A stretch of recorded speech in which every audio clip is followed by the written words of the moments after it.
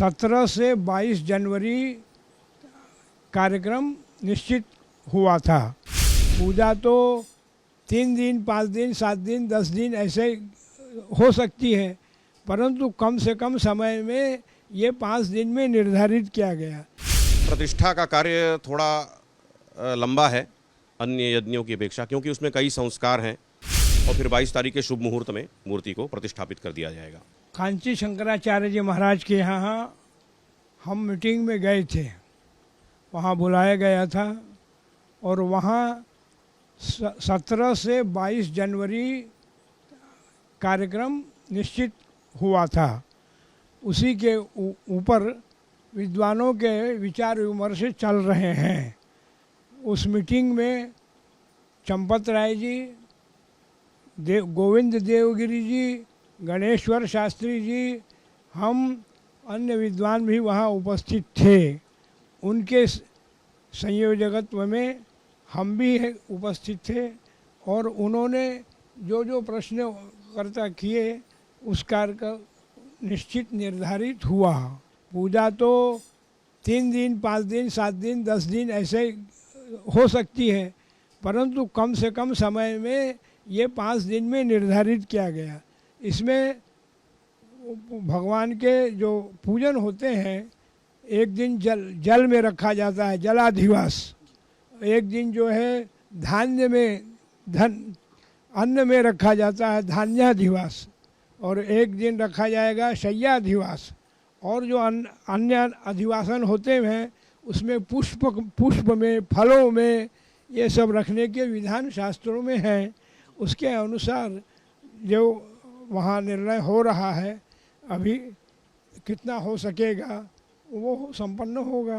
पूजा तो 12-12 घंटे चलेगी, 14 घंटे चलेगी, रात को भी चलेगी, कारण हवन भी होना है, पूजन भी होना है, सब कार्य होने हैं, उतने दिन के अंदर सब करने हैं।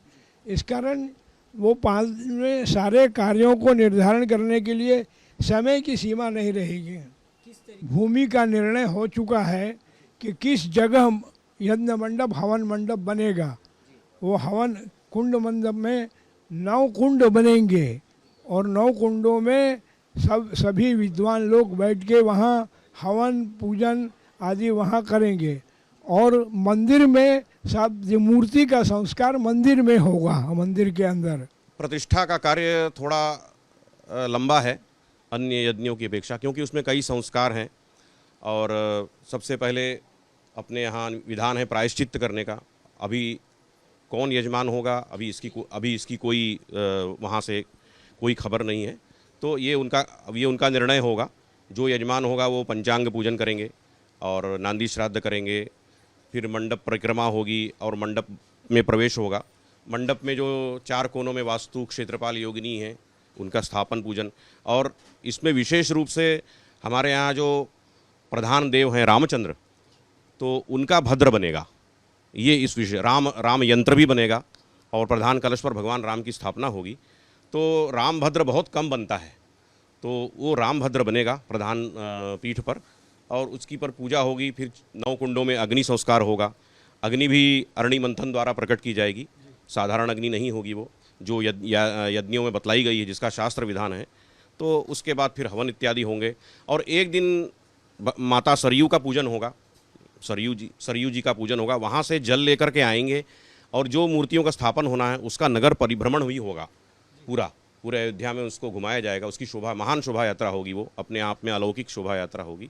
और ये करते करते 4-5 दिन इसी तरह से हवन इत्यादि, भगवान राम के मंत्रों का हवन करते हुए, अन्य देवताओं का भी हवन करते हुए, और फिर गुरुजी ने आपको बताया ही है मूर्तियों के संस्कार हैं, जलाधिवास, अन्नाधिवास, शय्याधिवास इत्यादि हो करके, और फिर 22 तारीख के शुभ मुहूर्त में मूर्ति को प्रतिष्ठापित